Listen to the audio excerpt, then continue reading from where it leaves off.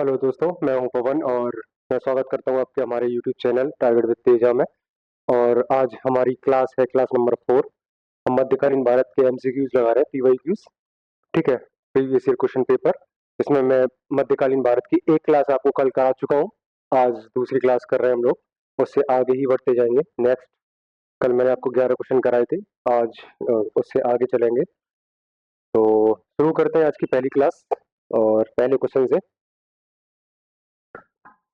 Question number 12 है, दिल्ली में लाल किले का निर्माण निम्नलिखित में से किसने कराया था? ठीक है बच्चों, ये आज का पहला क्वेश्चन हमारा, क्वेश्चन नंबर 12। दिल्ली में लाल किले का निर्माण निम्नलिखित में से किसने कराया था? तो ये बताना है आपको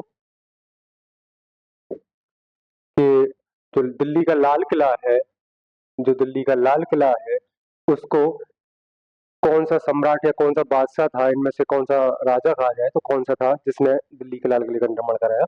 तो ऑप्शन नंबर ए है शाहजहां, ऑप्शन नंबर बी है जहांगीर, ऑप्शन नंबर सी है औरंगजेब, ऑप्शन डी है अकबर। तो बताया बच्चों, इसका सही आंसर क्या होगा? दिल्ली में जो लाल किला था, सारे पीवाईक्यूज कर रहे हैं हम लोग, 2021 में ये क्वेश्चन पूछा गया है। ठीक है, तो बताएं इसका सही आंसर क्या होगा? इसका सही आंसर होगा बच्चों ऑप्शन नंबर ए शाहजहां। इसका सही आंसर होगा, इसका राइट आंसर होगा, दिल्ली का जो लाल किला है वो शाहजहां ने बनवाया था। कुछ एक्स्ट्रा इन्फॉर्मेशन मैं आपको जैसे कि हर क्वेश्चन में देता ही चला हूं, इसमें भी बात कर लेते हैं उस बारे में। तो शाहजहां ने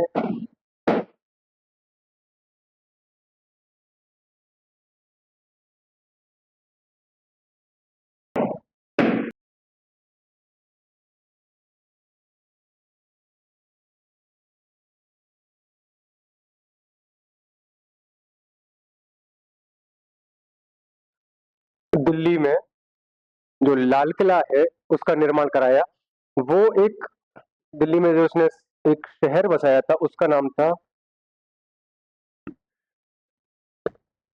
शाह शाहजहानाबाद।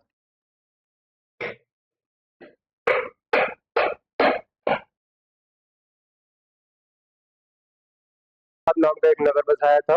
ठीक है, उसी के अंदर इसने अपना लाल किला जो यमुना के किनारे है उसमें बसाया था, जिसमें चांदनी चौक और सराउंडिंग के आसपास का पूरा दिल्ली में एक इसने लाल किला, दिल्ली की जामा मस्जिद, जामा मस्जिद,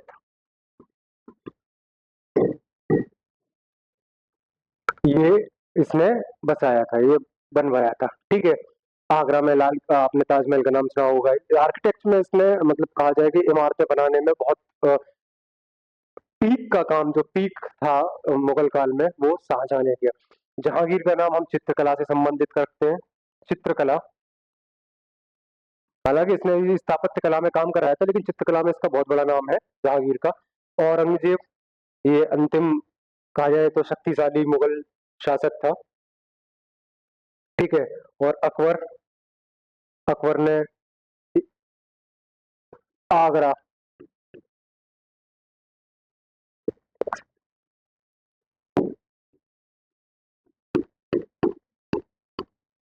आगरा का जो लाल किला है,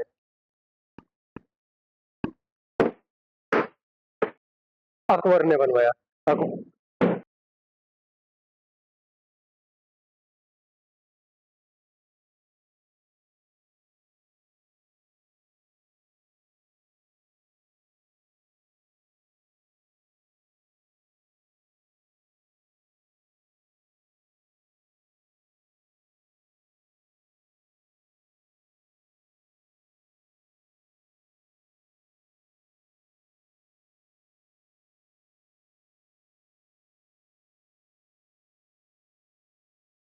जो लाल किला है वो अकबर ने बनवाया था। दिल्ली का जो लाल किला है और जामा मस्जिद, वो शाहजहां ने बनवाया। इसमें कंफ्यूजन नहीं होना चाहिए बच्चों। ठीक है, अ, ये इसका सही आंसर होगा।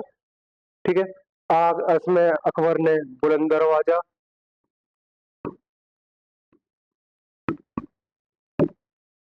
बुलंद दरवाजा, फतेहपुर सीकरी,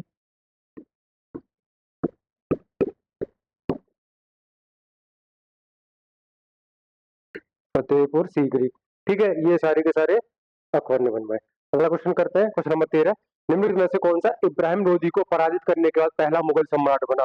तो बताया कि इब्राहिम लोधी को जिसने हराया था और उसके बाद मुगल वंश की स्थापना की थी, उसका नाम बताना है। इसका तो बड़े आराम से आप नाम बता देंगे। Option A Nadir Shah, B है औरंगजेब, ऑप्शन नंबर सी है शाहजहां, ऑप्शन डी है बाबर। तो इसका सही आंसर होगा बच्चों बाबर। इस बारे में मैंने कल की क्लास में आप लोगों को बताया था, 1526 में।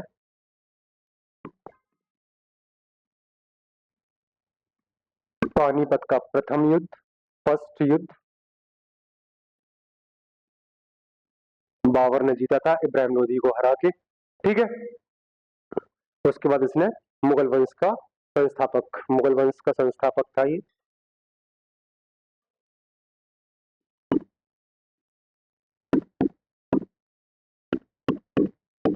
मुगल वंश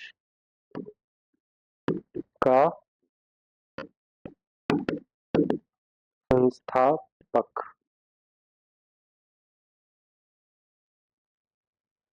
ठीक है, मुगल वंश का संस्थापक था ये। ठीक है बच्चों, क्वेश्चन नंबर अगला कर लेते हैं हम लोग। क्वेश्चन नंबर 14 है, मोहनजोदाड़ो से मिले महास्नानागार को चलाकर जलरोधी बनाया गया था। इसमें से एक परत थी जो बनाने का, उस पर जलरोधी जो मतलब पानी उसमें स्टोर हो, बाहर ना निकले, इसके लिए एक परत चढ़ाई गई थी। उस परत का क्या नाम था? तो ये बताएं बच्चों इसका सही आंसर। ऑप्शन नंबर ए है बिटुमिनस की, ऑप्शन बी है असफाल्ट की, ऑप्शन सी है प्राकृतिक चारकोल की, ऑप्शन डी है मधुमोम की। बिटुमिनस, असफाल्ट, नेचुरल तार, बी वैक्स। तो इसमें से सही आंसर इसका क्या होगा? इसका सही आंसर होगा ऑप्शन नंबर सी प्राकृतिक चारकोल। मार्सनाकार मोहनजोदाड़ो में स्थित है। हड़प्पा कालीन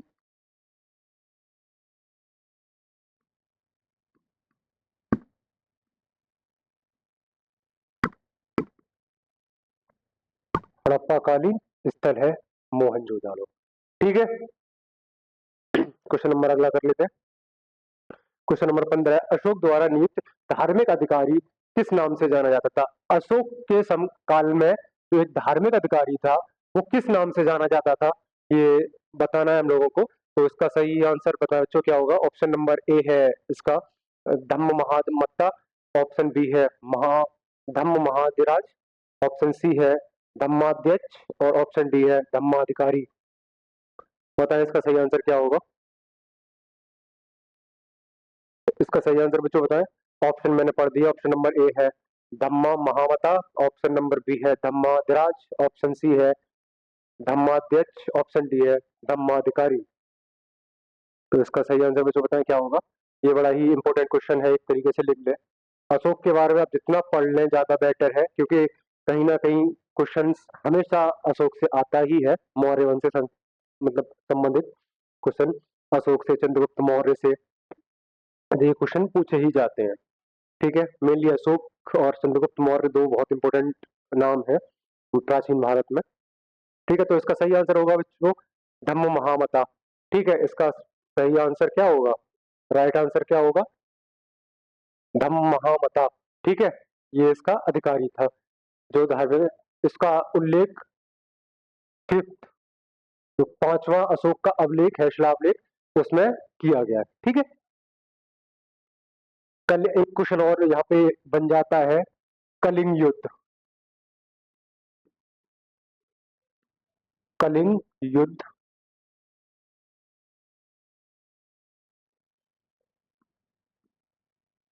कलिंग युद्ध का जिक्र अशोक के किस अवलेख में किया गया है? ये एक क्वेश्चन है। तो ये 13वां अवलेख है। ठीक है बच्चों, ये 13वें अवलेख में कलिंग युद्ध का वर्णन किया गया है। ठीक है, क्वेश्चन नंबर 16, दारा शिकोह अंततः उत्तराधिकारी के युद्ध में सामूगढ़ की लड़ाई में हार गया। मतलब दारा शिकोह जो था वो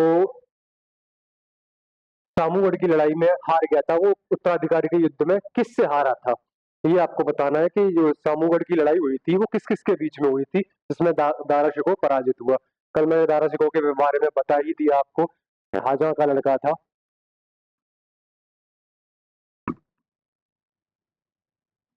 शाहजहां का लड़का था ये।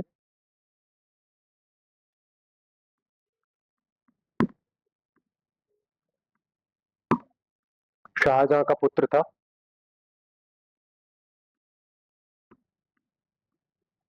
ठीक है, शाहजहां का पुत्र था, ज्येष्ठ पुत्र दारा शिकोह। तो ये सामूगढ़ की लड़ाई किस किस के बीच में हुई थी? Option number A Aurangzeb, option number B है मोहम्मद आजम, ऑप्शन सी है Sher Shah, option number D है बैरम खान। तो बताओ इसका सही आंसर क्या है बच्चों? इतिहास में कुछ लड़ाइयां इसलिए फेमस है क्योंकि वो, वैसे युद्ध तो बहुत सारे होते रहे हैं, लेकिन कुछ युद्ध जो इम्पोर्टेंट, कुछ महत्वपूर्ण युद्ध है, उनको बच्चों याद रखना बहुत जरूरी है। क्योंकि अब आप बोलोगे कि युद्ध याद कैसे करेंगे, कौन सा जरूरी था या कौन सा महत्वपूर्ण है, कौन सा महत्वपूर्ण नहीं है। तो एक मैं बताता हूँ, जिससे एक व्यवस्था चेंज हो जाए, एक वंश चेंज हो जाए, या एक साम्राज्य नया स्थापित हो जाए, एक सिस्टम चेंज हो जाए, कहने का मतलब, तो वो वॉर बहुत ज्यादा इंपॉर्टेंट हो जाता है एक तरीके से इतिहास के अंदर। जैसे एक सामूगढ़ की लड़ाई हो गई, ठीक है, इसमें चेंज हुआ था। उसके बाद पानीपत के 3 वॉर मैंने आपको बता ही दिए, वो हो गया। बक्सर का हो गया, प्लासी का युद्ध हो गया, कर्नाटक वॉर है, ये आधुनिक भारत में, मध्यकालीन भारत में, और चित्तौड़ का वॉर है, और कई सारे जो चेंजेस हुए हैं उसमें, लड़ाइयाँ जिसमें चेंज होने के बाद एक पूरा वंश चेंज हो जाता है, एक सिस्टम चेंज हो जाता है, तो वो बहुत ज्यादा इंपॉर्टेंट हो जाते हैं। ठीक है, जैसे कलिंग का युद्ध आपने एक बार देखा ही था कि अशोक पूरा चेंज हो गया था पहले युद्ध में, मतलब उसका जो नीति थी वो विस्तारवादी साम्राज्यवादी नीति थी, लेकिन कलिंग वॉर के बाद वो इतना ज्यादा डिप्रेस हो गया, डिप्रेस तो नहीं कहना चाहिए, इतना ज्यादा दुखी हुआ कि उसने फिर युद्ध को छोड़कर एक धम्म नीति अपना ली थी। ठीक है बच्चों, तो वो कलिंग का वॉर इसलिए इतना ज्यादा फेमस है। तो इसका सही आंसर बच्चों बचाए, इसका सही आंसर होगा औरंगजेब। ठीक है, इसका सही आंसर क्या होगा? औरंगजेब। तो उत्तराधिकार का युद्ध हुआ था, यहाँ पे मैं बता दूं, एक शाहजहां का पुत्र था। ठीक है, शाहजहां के, चलो मैं यहाँ मेंशन कर देता हूँ, शाहजहां के पुत्र, इसके 4 पुत्र थे। ठीक है, शाहजहां के उत्तराधिकार के युद्ध में शुरू हुआ था। पहला था दारा शिकोह,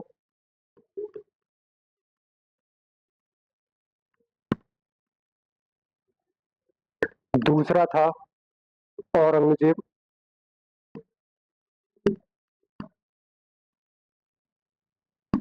दूसरा था औरंगजेब, तीसरा था मुराद, और चौथा इसका पुत्र था शाह शुजा।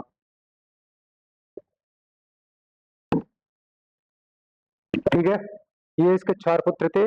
जब ये बीमार पड़ा और शाहजहां, उसके बाद इसके चारों पुत्रों में एक उत्तराधिकारी का वॉर शुरू हो गया।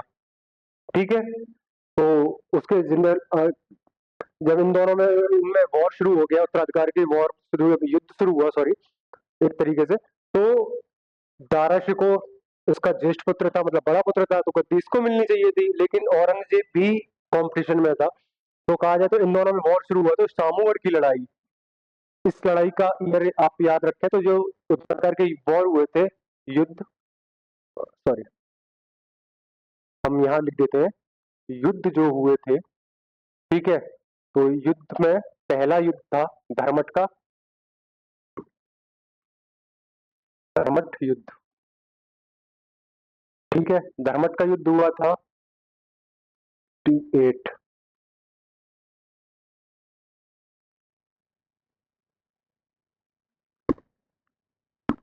अप्रैल में। ठीक है, अप्रैल 1658।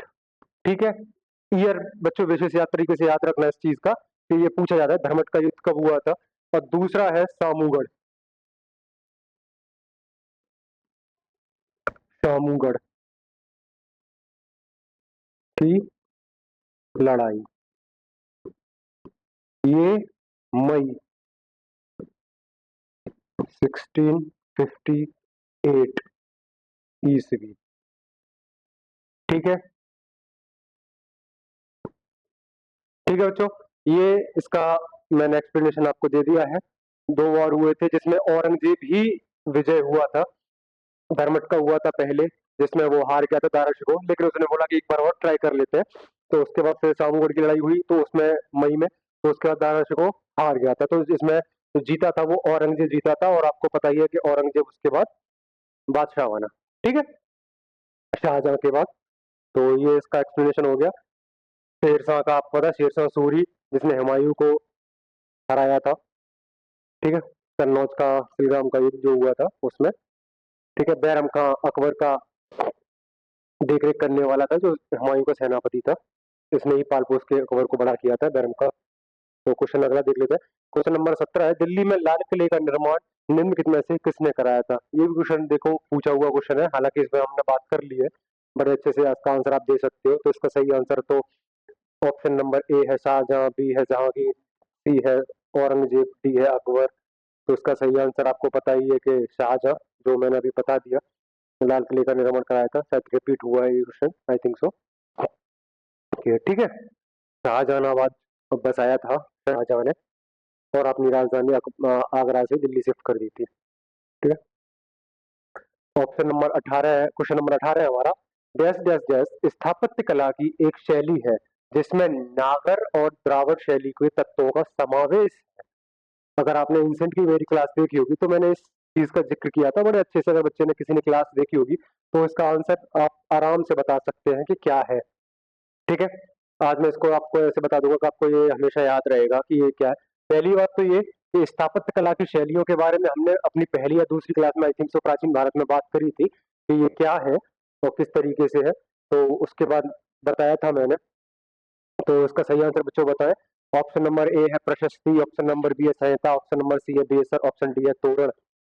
ठीक है, तो इसका सही आंसर बच्चों बताएं क्या है। तो कुछ बात कर लेते हैं इस बारे में।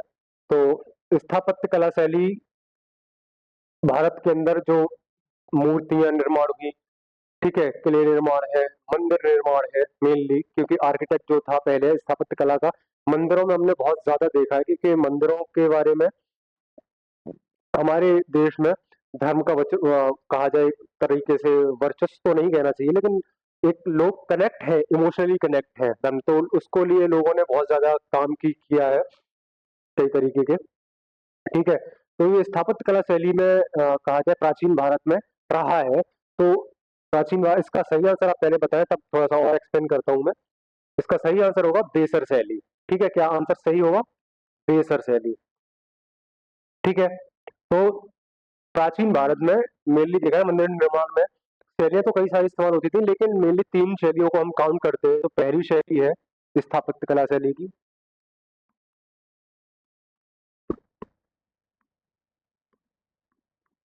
स्थापत्य कला शैली। ठीक है, तो पहली है नागर शैली,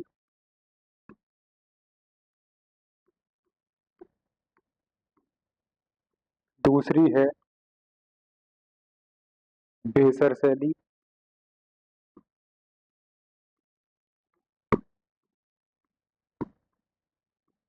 और तीसरी है द्राविड़ शैली।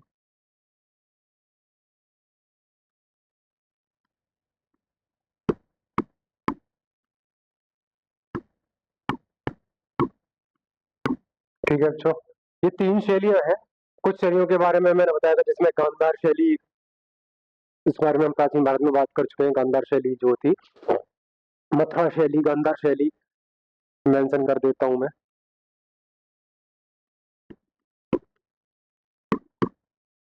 गांधार शैली, ठीक है, मथुरा शैली।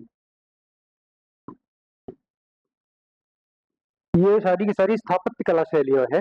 ठीक है, जिनसे बिल्डिंग बनाई है, जिस शैली है। तो अब बात कर लेते हैं इस चीज की कि नागर शैली, द्राविड़ शैली और बेसर शैली। तो एक तरीके से हम देखें,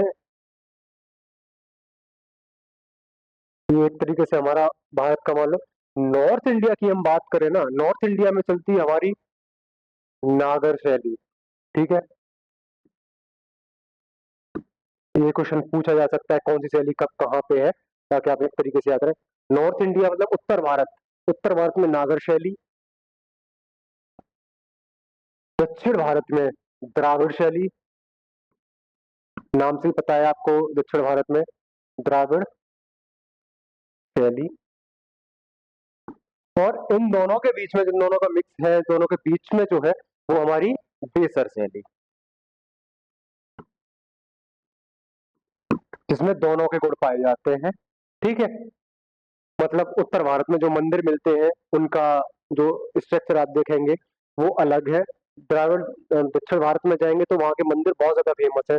रामेश्वरम में जो मंदिर है, चोला बृहदेश्वर मंदिर, मुक्तेश्वर मंदिर, बहुत सारे मंदिर हैं जो बहुत ज्यादा फेमस है।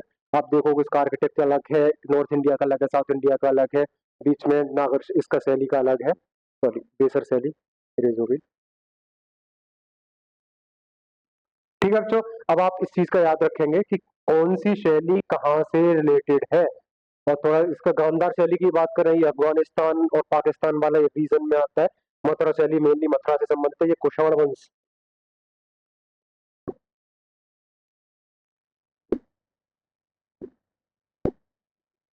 जो कुषाण वंश था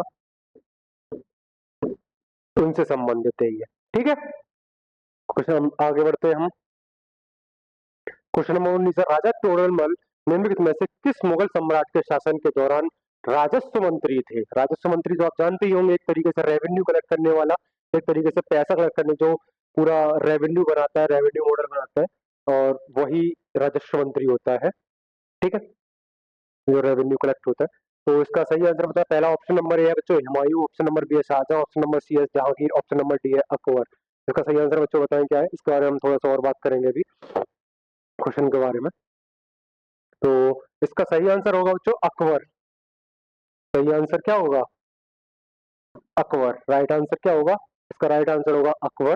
और राजा तोड़लमल की बात कर लेते हैं हम, तो इन्होंने, अकबर ने राजस्व में चेंज, राजस्व का मतलब ये होता है जब हम टैक्स कलेक्ट करते हैं, टैक्स का मतलब आज के परिप्रेक्ष्य में अलग हो गया, पहले के परिप्रेक्ष्य में अलग था।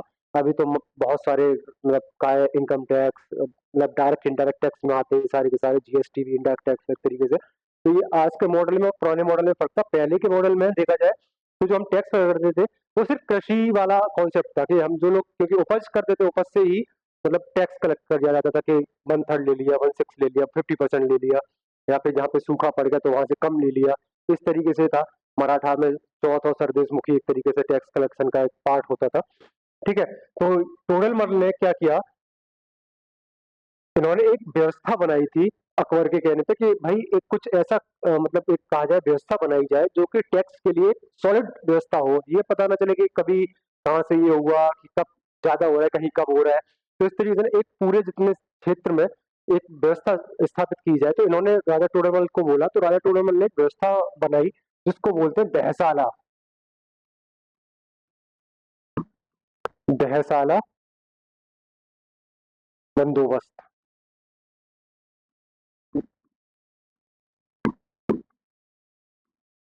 दहसाला बंदोबस्त। ठीक है, ये इसका नाम है, ये हमेशा याद रखना। इसको टोडरमल व्यवस्था भी कहते हैं,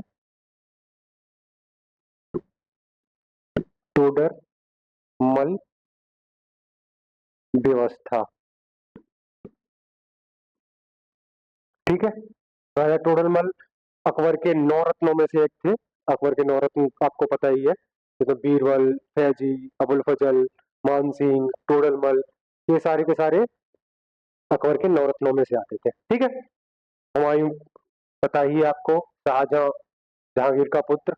इस तरीके से ये चित्रकला में, स्थापत्य कला में हुमायूं ने काफी ज्यादा चीजों में रहा अकबर का। क्वेश्चन नंबर अगला देख लेते हैं हम लोग, क्वेश्चन नंबर 20 है, dash dash dash light of Asia. Light of Asia मतलब एशिया का ज्योतिपुंज, यहाँ पे ज्योति लिखा है या ज्योतिपुंज भी लिखा हुआ आता है, के रूप में जाना जाता है। ये क्वेश्चन बहुत अच्छा क्वेश्चन है, और आईएमपी इस पे लिख लीजिए आप, बहुत ज्यादा इंपॉर्टेंट क्वेश्चन है, और कई ज्यादा फैक्चुअल है एक तरीके से पूरा। तो आपको पता होगा तो पता है, नहीं तो मतलब बड़ा ही लग सकता है कि लाइट ऑफ एशिया किसे कहा जाता है। भारत के परिप्रेक्ष्य में नहीं पूछ रहा, एशिया के परिप्रेक्ष्य में पूछ रहा है इसको, कि लाइट ऑफ एशिया किसको कहा जाता है। तो ऑप्शन नंबर ए है रूमी, ऑप्शन नंबर बी है गांधी, ऑप्शन नंबर सी है बुद्ध, ऑप्शन डी है स्वामी विवेकानंद। बताएं, बड़ा अच्छा, ही ऑप्शन भी बड़े अच्छे बना के दिया है, और 2019 में ये क्वेश्चन पूछा जा चुका है। क्वेश्चन रिपीटेड होते हैं, कुछ क्वेश्चन रिपीट भी होते हैं, कुछ क्वेश्चन ऐसे होते हैं कि जिनका रिपीट सेम टू सेम नहीं हो रहे, लेकिन अगर आप ऑप्शन इसका एक्सप्लोर करेंगे तो कहीं ना कहीं वो क्वेश्चन को स्ट्रक्चर चेंज करके या चीजें बदल के पूछ सकता है। भाव एक तरीके से वही रहता है, कॉन्सेप्ट वही रहता है, बस ये है कि पूछने का तरीका थोड़ा सा बदल जाता है। तो इसका सही आंसर तो बताएं क्या होगा। इसका सही आंसर होगा बुद्ध। इसका राइट आंसर क्या होगा? महात्मा बुद्ध। जी हाँ, ये वही है जो गौतम बुद्ध महात्मा बुद्ध के नाम से फेमस है। महाजनपद में इनका बड़ा ही रोल रहा। बौद्ध धर्म के संस्थापक ये कहे जाते हैं। ठीक है, लाइट ऑफ एशिया इनको बोला जाता है। ठीक है, लाइट ऑफ एशिया का बोलने का एक तरीके से कहा जाए तो इनका इतना ज्यादा प्रभाव था एक टाइम पे बुद्ध धर्म का। जैसे आप देखो कि जापान, चाइना, इंडोनेशिया, ये सारे के सारे कहा जाए दक्षिण पूर्व एशिया का जो जोन है उसमें बौद्ध धर्म आज भी काफी ज्यादा रखता है। तिब्बत वाला हो गया, भारत में भी है लेकिन भारत में कहीं ना कहीं अभी कम हो गया है। लेकिन एक टाइम पे इसका बहुत ज्यादा वर्चस्व रहा है। श्रीलंका, इंडोनेशिया, मालदीव, मतलब मालदीव और इसके बाद जो दक्षिण पूर्व एशिया में कहा जाए जोन, दक्षिण पूर्व एशिया वाला, वो उसमें रहा है। जापान, चाइना, ताइवान वगैरह, इसमें बौद्ध धर्म का बहुत बड़ा नाम है एशिया में एक तरीके से कहा जाए तो अगला क्वेश्चन है, क्वेश्चन नंबर 21 है। कृष्ण देव राय जिन्होंने 1509 से लेकर 1529 तक विजयनगर पर शासन किया, किस राजवंश से संबंधित थे? इसका सही आंसर बच्चों बताएं। पहली बात तो एक ये बड़ा ही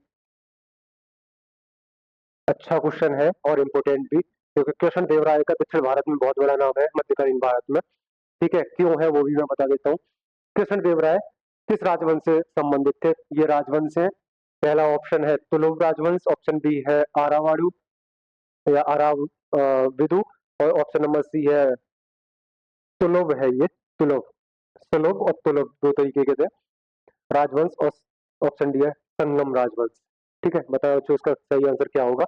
एक ऑप्शन ये है कि कब तक शासन किया था, तो 1509 से 1529 तक किया था, लगभग 20 वर्ष। ठीक है, 20 वर्ष तक शासन किया था। और कौन से राजवंश से संबंधित थे, तो इसका सही आंसर बच्चों होगा तुलुव राजवंश से। ठीक है, इसका सही आंसर क्या होगा? तुलुव राजवंश। अब इनके बारे में थोड़ा सा बात कर लेते हैं कृष्ण देव राय के में। आंध्र भोज,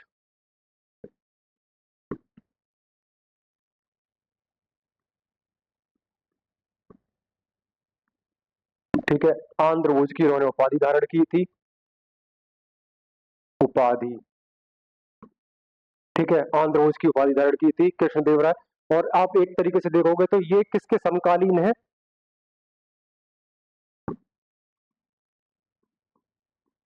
उत्तर भारत में ये किसके समकालीन है? आप देखोगे तो ये क्वेश्चन बाबर, बाबर के समकालीन। आप देख रहे हो एक तरीके से जब बाबर भारत आया हुआ था तो बाबर ने अपनी आत्मकथा जो तो तुझ के बाबरी में लिखा है कि भारत के अंदर कृष्ण देव राय एक महत्वपूर्ण और बहुत ही मजबूत, एक तरीके से कहा जाए, राजा है। ठीक है, शक्तिशाली, काफी शक्तिशाली राजा के तौर पे बाबर ने इनका प्रस्तुत किया है कृष्ण देव राय को। ठीक है, कृष्ण देव राय तुलुव राजवंश से थे। तुलुव राजवंश बता ही दिया, विजयनगर से संबंधित है। ठीक है, विजयनगर पहले संगम कालीन संगम राजवंश था। इसको हरिहर और बुक्का, हरिहर दो भाई थे, हरिहर एंड बुक्का, इन्होंने इसको संस्थापक थे इसके, हरिहर संगम वंश से हरिहर और बुक्का। ठीक है, तुलु वंश के नरसिंह राव थे, नरसिंह जो थे वो इसके संस्थापक थे। ठीक है, तुलु वंश के, याद रहेगा बच्चों। ठीक है, आंध्र भोज की इन्होंने किया। इन्होंने एक पुस्तक का भी तेलुगु में, तेलुगु क्लासिकल साहित्य का बहुत बड़ा नाम है। तेलुगु के लिए इन्होंने बहुत बड़ा काम किया है तेलुगु में, जो तेलुगु भाषा है। ठीक है, चलो अगला क्वेश्चन कर लेते हैं। अगला क्वेश्चन है क्वेश्चन नंबर 22। 1857 डैश डैश तक भारत के मुगल सम्राटों का लगभग 200 वर्ष तक निवास स्थान रह चुका था। मतलब ये कि 1857 तक मुगल सम्राट थे, वो 200 वर्ष तक कहाँ रहते थे, कौन सा निवास स्थान था? पहला परी महल, ऑप्शन बी है जहांगीर महल, ऑप्शन डी है आगरा का किला, ऑप्शन नंबर डी है लाल किला। बताओ बच्चों क्या है इसका सही आंसर। इसका सही आंसर बच्चों बताएं क्या है। तो इसका सही आंसर होगा लाल किला। और लाल किला दिल्ली का लाल किला। ठीक है, ये दिल्ली का लाल किला। ठीक है, आगरा का लाल किला तो मैंने बताया था आपको, अकबर ने बनवाया, अकबर ने बनवाया। दिल्ली का शाहजहां ने,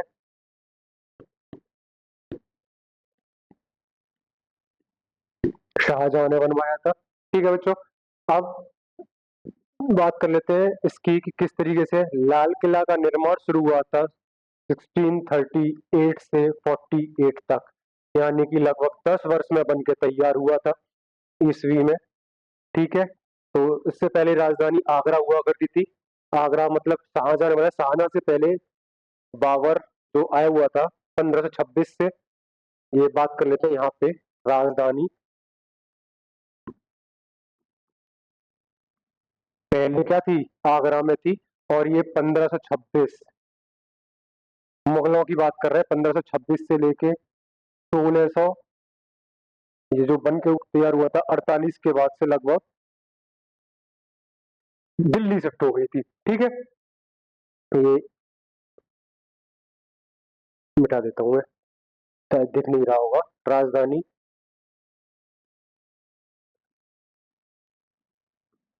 आगरा थी। ठीक है, पहले आगरा थी, आगरा के बाद फिर शिफ्ट हुई थी दिल्ली में। ठीक है, दिल्ली के बाद राजधानी शिफ्ट हुई थी कलकत्ता में, ये आपको पता होगा। और फिर ब्रिटिश ने उसको शिफ्ट कर दिया था 1911 में दिल्ली फिर से, और अब तक वो दिल्ली में ही राजधानी है हमारी। ठीक है, तो ये मैंने बता दिया 200 वर्ष तक रहा था। ये बनकर तैयार हुआ था 10 वर्षों में। ठीक है, शाहजहानाबाद जो बसाया हुआ था उसी का पार्ट है लाल किला। कभी मौका मिले तो दिल्ली जाके देखें, लाल किला दिल्ली का है। तो शाहजहानाबाद में ही बसा हुआ, चांदनी चौक, पुरानी दिल्ली, दिल्ली 6 के नाम से जाना जाता है बेसिकली। ठीक है, अगला क्वेश्चन हम लोग कर लेते हैं। ओके, तो ये हमारा आखिरी, आज का आखिरी क्वेश्चन था। तो ये हमारा है टेलीग्राम चैनल, आप चाहे तो इसको ज्वाइन कर लें, और उसके बाद जो पीडीएफ है वो यहाँ की सारी आपको मिल जाएगी टारगेट विद तेजा के नाम से। ये हमारा टेलीग्राम चैनल है, बाकी के सोशल मीडिया हैंडल्स पर आप जुड़ सकते हैं, और हमारा YouTube channel target with Teja में आप सब्सक्राइब करें और लाइक करें। थैंक यू सो मच, मिलते हैं अगली नेक्स्ट क्लास में। Thank you so much.